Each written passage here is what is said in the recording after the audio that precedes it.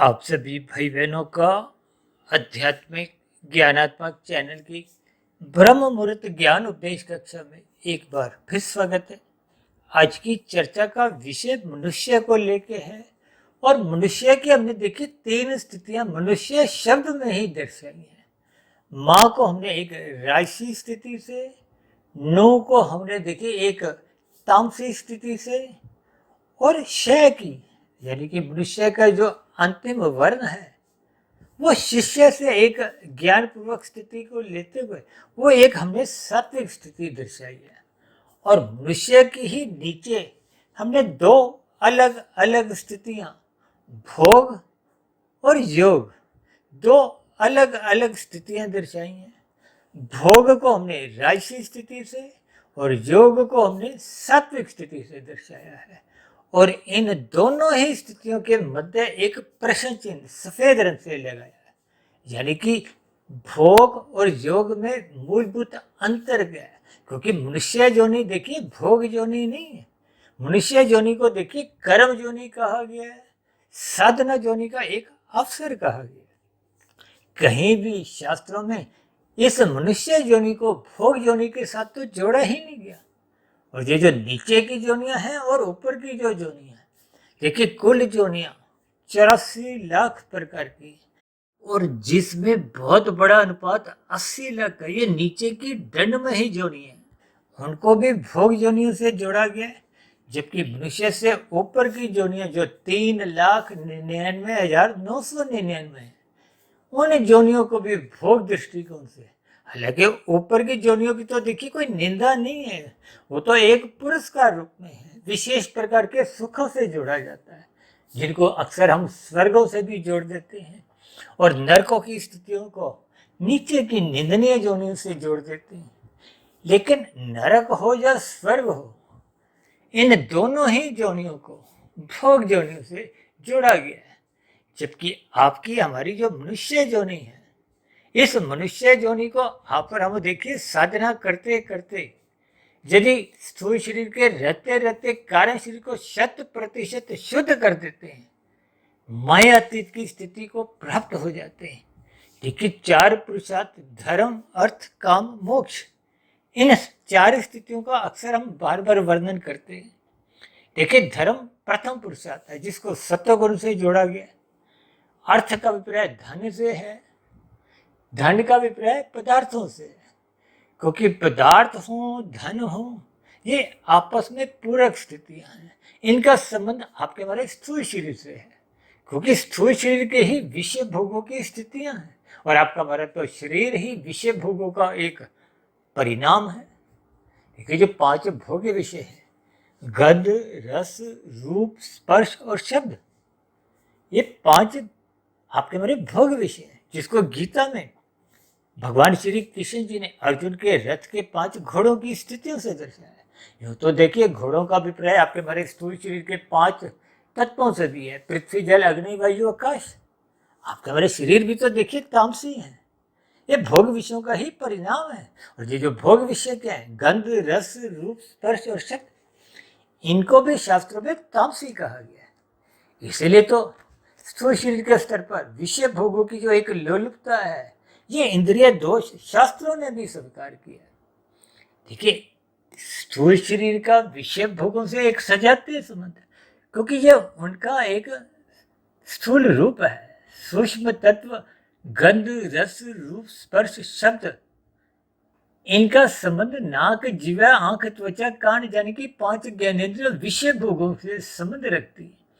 और इसी तरह स्थूल शरीर की देखिए हाथ पैर वाणी लिंग गुदा, ये 5 कर्मेंद्रिय, ये कर्मेंद्रियां हो या ज्ञानेन्द्रियां हो या आपके हमारे स्थूल शरीर के 5 तत्व पृथ्वी जल अग्नि वायु आकाश, ये 5 भोग्य विषय गंध रस रूप स्पर्श शब्द, ये सभी 5 की स्थितियों को ही भगवान श्री कृष्ण जी ने गीता में अर्जुन के रथ की 5 घोड़ों की स्थितियों से जोड़ा है।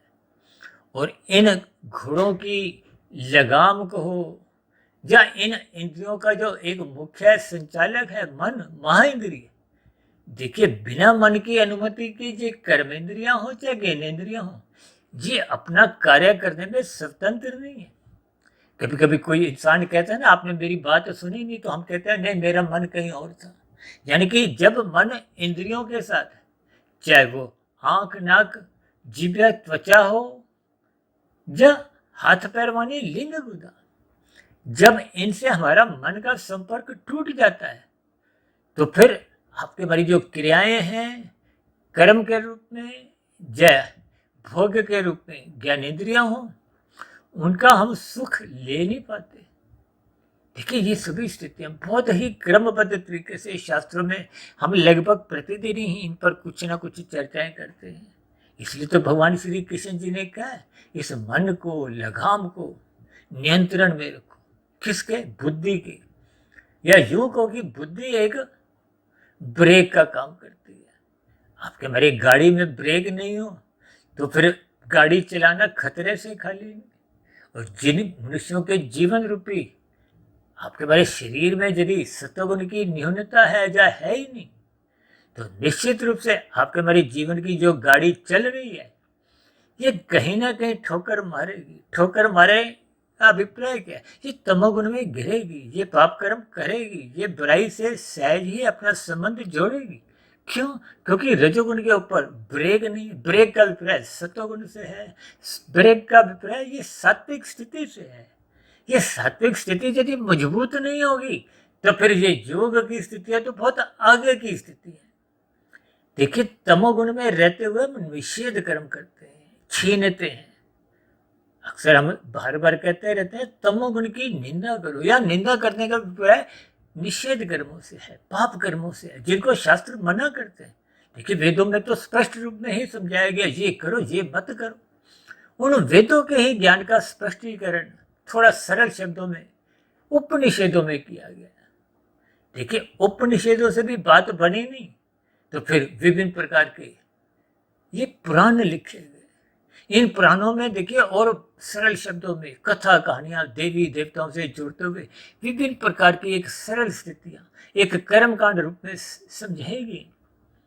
अक्सर ये जो भागवत पुराण के जो साप्ताहिक जग आपके हमारे शहरों में, भारत जैसे देश में तो अक्सर ये होते ही रहते हैं, जिनका सीधा प्रसारण टीवी के माध्यम द्वारा आप पर हम जुड़ते हैं, लाखों मनुष्य जुड़ते हैं। इन सभी कथा कहानियां, ये सभी स्थितियां ये पुराणों में समझाएगी कि किसी तरह मनुष्य अपने जीवन को थोड़ा व्यवस्थित करे, अनुशासित करे। ये जो कर्मकांड बार बार हम कहते रहते हैं, करते रहो ज्ञानपूर्वक।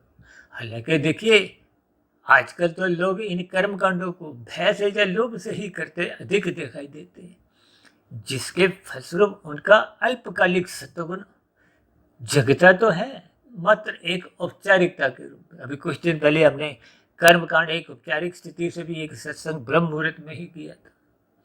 क्योंकि जब लोभ और भय की स्थितियां होती हैं, तो फिर मन जुड़ता नहीं है। तन की स्थितियां होते हुए तो दिखाई देती हैं। आपके हमारे परिवारों में हर 6 महीने बाद जो हम नवरात्रि की स्थितियों में अक्सर देखिए भय से या लोभ से ही जुड़ते हैं। भय किसका होता है? कि कहीं दुख आ ना जाए। लोभ किसका होता है? कि संसारी सुख अधिक से अधिक मिलते जाए। जब तक मनुष्य में परमात्मा से ज्ञानपूर्वक जुड़ने की इच्छा यानी कि जिज्ञासा नहीं होती, तो फिर उसका सत्संग हो, ये कर्मकांड, ये फिर ज्ञानपूर्वक होते नहीं। ज्ञानपूर्वक किए गए कर्मकांड ही आपको में रजोगुण से सत्वगुण में ले जाते हैं, फिर सत्वगुण में टिकाते हैं, रुकवाते हैं, फिर आगे की यात्रा के लिए प्रेरित करते हैं, प्रेरणा देते हैं। और यदि मनुष्य कर्मकांड ही लोभ से या भय से करता है, तो कुछ अल्पकालिक आपका कुछ समय सात्विक बीतता है, मनुष्य पाप कर्मों से भी कुछ अंश में बचता है, अच्छी बात है। लेकिन मनुष्य जो ने विशेष रूप से देखिए योग की स्थिति की ओर जाने से है। जो हमने मनुष्य की 3 स्थितियां, एक मनुष्य शब्द में ही 3 तमोगुण, रजोगुण और सत्वगुण की स्थितियां दर्शाई हैं। माँ का अभिप्राय राशि स्थिति से है। शास्त्रों ने भी इस बात को स्वीकार किया कि एक साधारण मनुष्य राशि है। उसके रजोगुण के प्रति, संसार के प्रति, विषय भोगों के प्रति कम अधिक एक रुझान, झुकाव बना होता है। शास्त्रों में तो स्त्री पुरुष के जो आपसी आकर्षण को भी रजोगुण से जोड़ा है। देखिए, बच्चा गर्भाकाल में, और फिर शिशुकाल, बचपन अवस्था, ये सभी तामसिक स्थितियाँ। किशोरावस्था से रजोगुण विकसित होने लगता है। ये रजोगुण का विकास का अभिप्राय कामेंद्रियां विकसित होने लगती हैं, और युवावस्था में आते आते रजोगुण पूर्ण रूप से विकसित हो जाता है। इसलिए तो विवाह का संस्कार युवावस्था में रखा गया है, ताकि मनुष्य तन के स्तर में भटकाव में गिरे नहीं। जो भागवत पुराण में 5 निंदनीय स्थान, धूत कीड़ा, मद्यपान, स्त्री संग। अभी हमने स्त्री संग से संबंधित he live in relationship, live in संस्कार के ऊपर एक वीडियो प्रसारित किया था, जिसमें हमने देखी लिव इन रिलेशनशिप की निंदा की थी।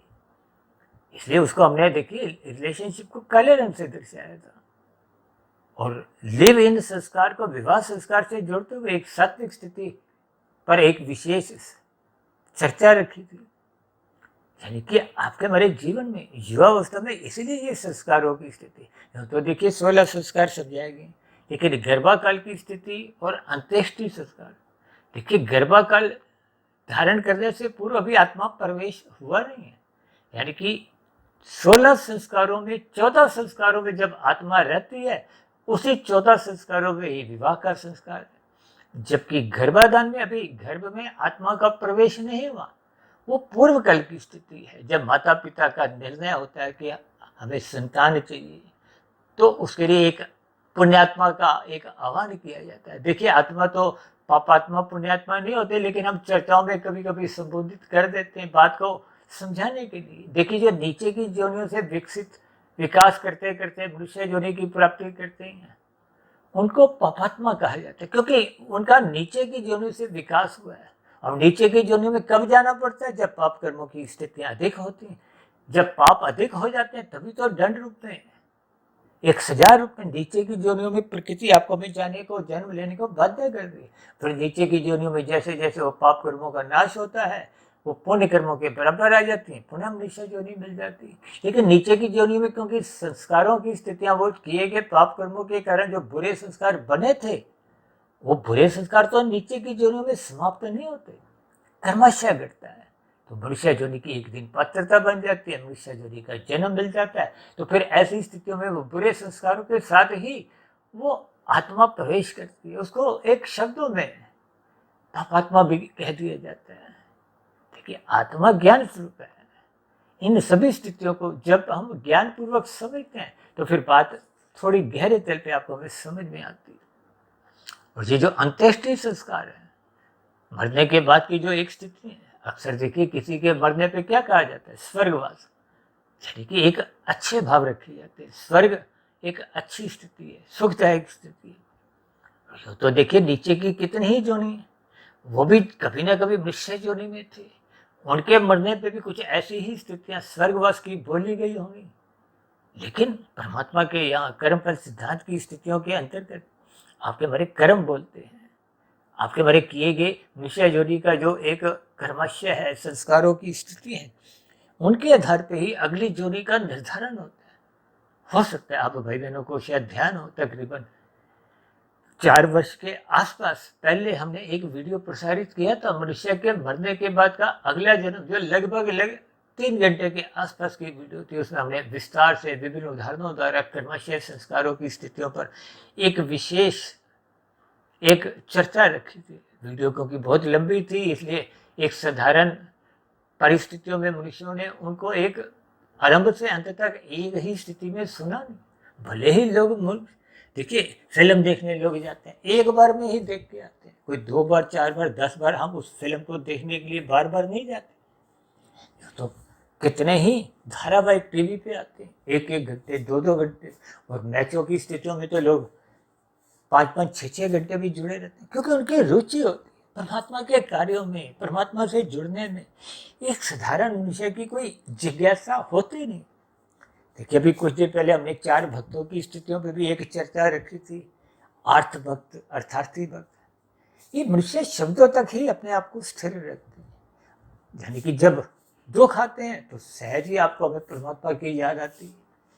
जब कभी कभी हम संसारी सुख वैभव पाने के लिए परमात्मा की स्तुति करते हैं, वो अर्थार्थी भक्त है।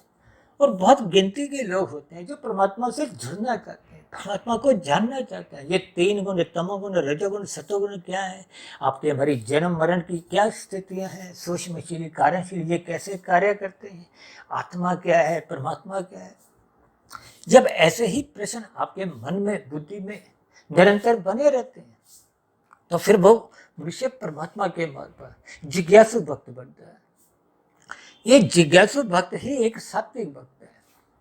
अर्थ भक्त को आप तामसी, अर्थार्थी भक्त को आप राजसी।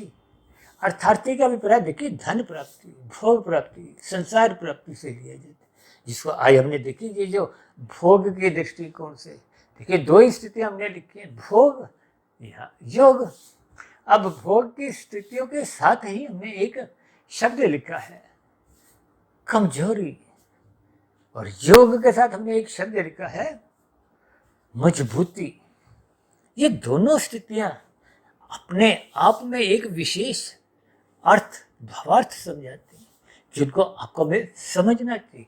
अब कोई भी मनुष्य देखिए कमजोर तो होना नहीं चाहता, सभी मनुष्य चाहते हैं मजबूती हो, चाहे वो धन के स्तर पर हो, यानी कि चाहे स्थूल शरीर के स्तर पर हो।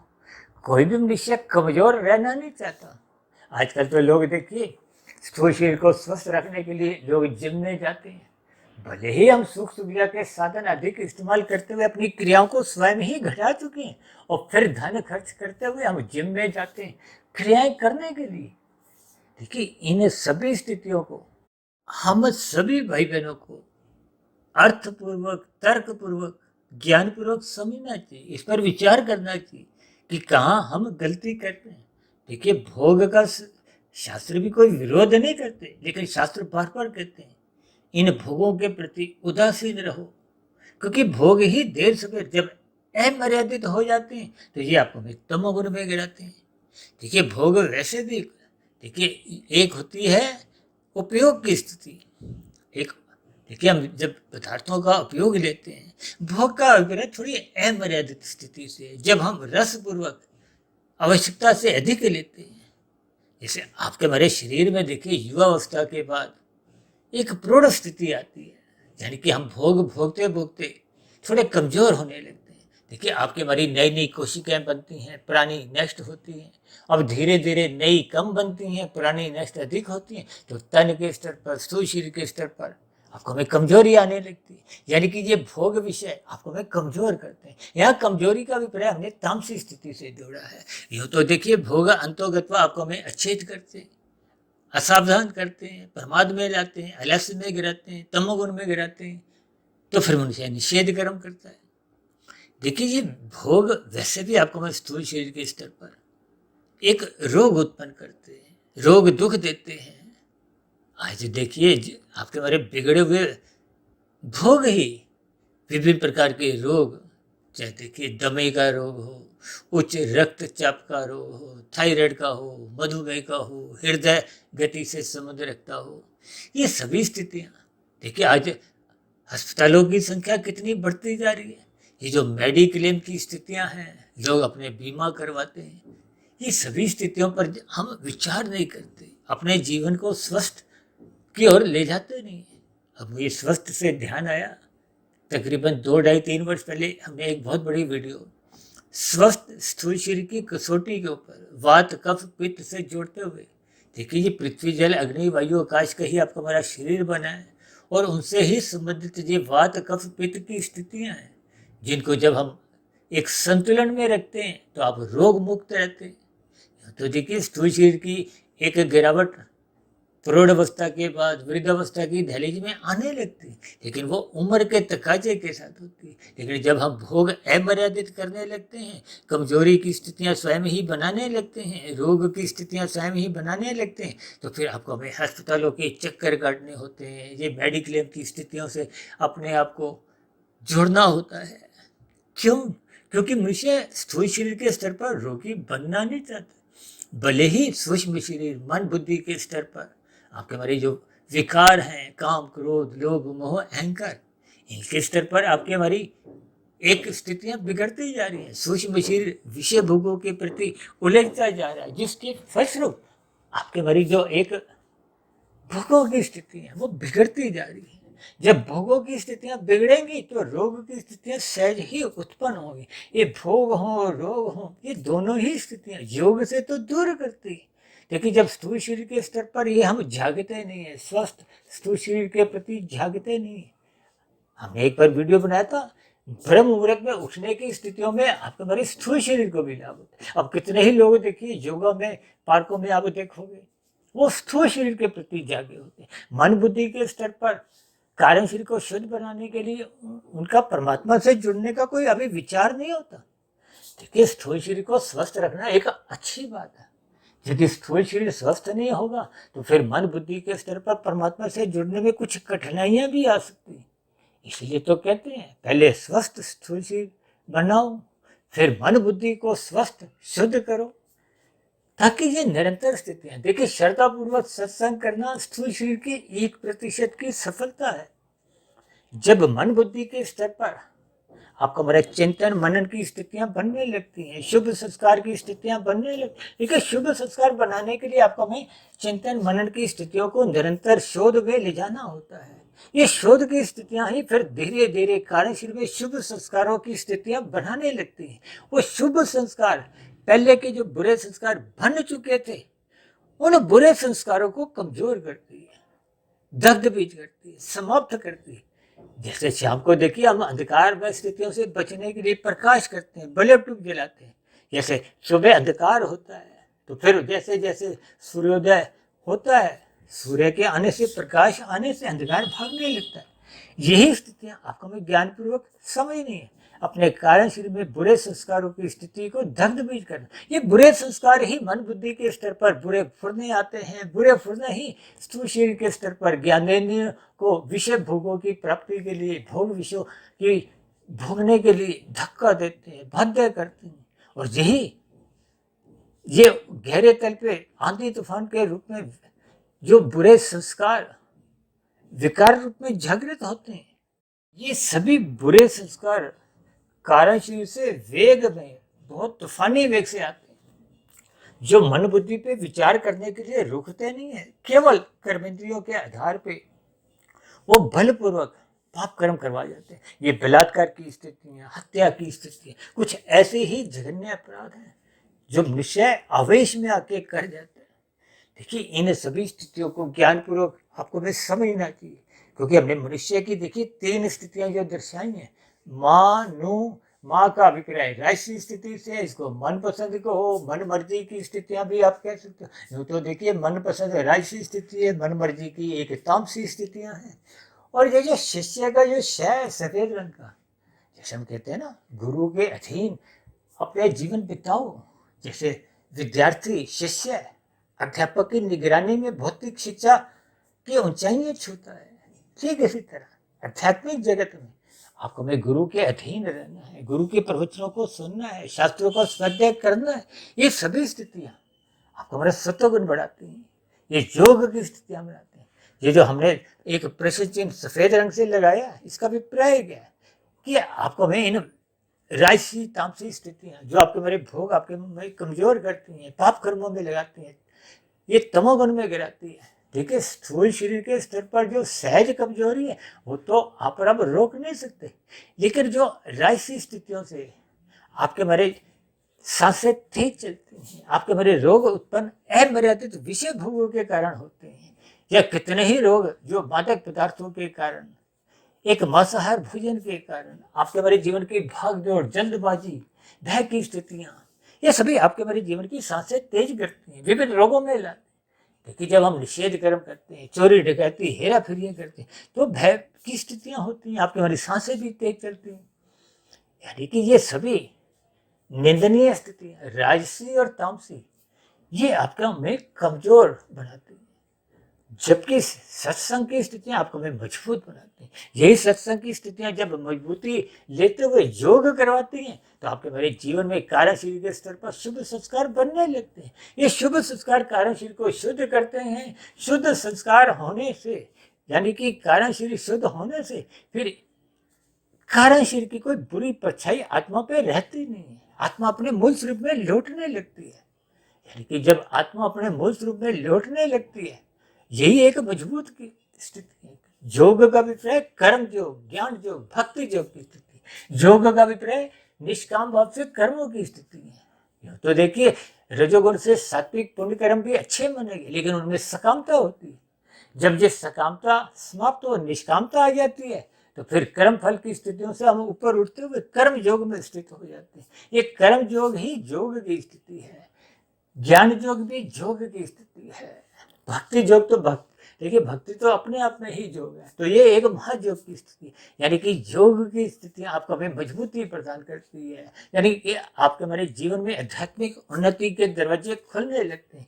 ये योग की स्थितियों में हम जितनी भी कमाई कर लेते हैं, देखिए राजसी कमाई तो आपके हमारे जीवन में जीते जी भी काम नहीं आती। कितने ही ऐसे उद्योगपति हैं जिनके पास करोड़ों अरबों रुपए, लेकिन मृत्यु के अंतिम दिनों में या अस्पताल की स्थितियों में मलमूत्र त्यागने के लिए भी कृत्रिम नली लगी है। खाना खाने की स्थितियां भी कुछ तरल पदार्थों के रूप में नली द्वारा खाना शरीर में भेजा जाता है। यानी कि इन सभी स्थितियों पर आपको हमें चिंतन करना है। इसलिए हमने एक प्रश्न चिन्ह सफेद रंग से लगाया, ताकि भोग और योग की स्थितियों में आपको हमें अंतर समझ में आ जाए। देखिए, कमजोरी की स्थिति को आप हानि की स्थितियों से भी जोड़ सकते हो, मजबूती की स्थितियों को आप लाभदायक स्थितियों से जोड़ सकते हो। अक्सर हम कहते हैं ना, रात को मौनात्मक स्थितियों से बचो, जल्दी सो जाओ, ब्रह्म मुहूर्त में उठो। ये ब्रह्म मुहूर्त में उठने मात्र से आपके हमारे स्थूल शरीर के स्तर पर, सूक्ष्म शरीर, कारण शरीर के स्तर पर मजबूती आती है, योग की स्थितियां बनने लगती। और मिले हुए जीवन में हम जितनी योग की स्थितियां बना लेते हैं, वो मरने के बाद भी सुरक्षित बनी रहती है। पुनः संस्कारी माता पिता के यहाँ आपको मनुष्य योनि का एक जन्म मिलता है। संस्कारी माता पिता के यहाँ जन्म के साथ साथ महापुरुषों का संग, गुरुजनों का संग सहज ही उपलब्ध होता है, ताकि हम आगे की आध्यात्मिक यात्रा, जो योग की यात्रा भी बच गई है, उसको पूर्ण करें। देखिए, जब हम पूर्ण कर लेते हैं योग की यात्रा, तो वो महत्व की स्थिति होती है। यानी कि स्थूल शरीर के रहते रहते जब कारण शरीर पूर्ण रूप से शुद्ध हो जाता है, तो ये पूर्ण योग की स्थिति है, मायातीत की स्थिति है। और मायातीत की स्थिति का अभिप्राय कारण शरीर 100% शुद्ध हो गया। तो फिर स्थूल शरीर के मरते ही, जैसे ही स्थूल शरीर की मृत्यु होती है, तो फिर कारण शरीर में किसी भी प्रकार का भौतिक जगत में जन्म लेने की बाध्यता नहीं होती, क्योंकि कारण शरीर समाप्त हो गया, शुद्ध हो गया। अब स्थूल शरीर के मरते ही आपको मैं एक आध्यात्मिक शरीर की, यानी कि मायातीत की स्थिति, मोक्ष की स्थिति, आध्यात्मिक शरीर की प्राप्ति, हम लंबे काल के लिए एक आनंदमय जीवन बिताते हैं। यही एक योग की मजबूती है, जो कि आपको हमें मनुष्य जीवन में इस स्थिति विशेष में जानना चाहिए। यही आपके हमारे जीवन की एक सार्थकता है। देखिए, भौतिक जगत में हम जितने भी सफल हो जाते हैं, वो तो मरने के साथ ही ये भौतिक उपलब्धियां समाप्त समझी जाती हैं। और उस भौतिक उपलब्धियों को हासिल करने में यदि हमने निषेध कर्म करे, तामसी स्थितियों से अपने आप को संलग्न किए थे, तो फिर उन तामसी स्थितियों का, निषेध कर्मों का दुख रूपी परिणाम आपको हमें भुगतने होते हैं। इसलिए इन सभी स्थितियों से आपको हमें ज्ञानपूर्वक चिंतन मनन करते हुए योग की स्थिति को ही मजबूत करना है।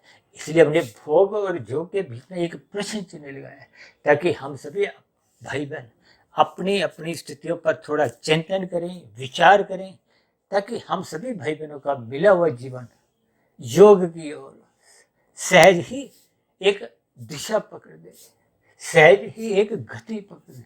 तो ऐसी सभी शुभ सार्थक स्थितियां आपके हमारे जीवन में भी बनना आरंभ हो। इन्हीं शुभ कामनाओं के साथ चर्चा विशेष का भी विराम देते हैं। शाम को फिर मिलते हैं संध्या वेला ज्ञान कक्षा में। तब तक आप अपने आध्यात्मिक मित्र सुधीर भाटिया फकीर को इजाजत दें। फिर भी आज की वीडियो से संबंधित आपके मन में कोई प्रश्न हो, कोई मेरी कही गई बातों पर आपकी कोई आपत्ति हो, शिकायत हो, तो आपके प्रश्नों का, सुझावों का और शिकायतों का नीचे दिए गए कमेंट्स बॉक्स पर जब प्रश्नोत्तर ज्ञान कक्षा में सदा ही स्वागत है। अब चर्चा विशेष को यहीं विराम देते हैं। आप सभी भाई बहनों का इस चर्चा विशेष को ध्यानपूर्वक सुनने के लिए आप सभी भाई बहनों का बहुत बहुत धन्यवाद।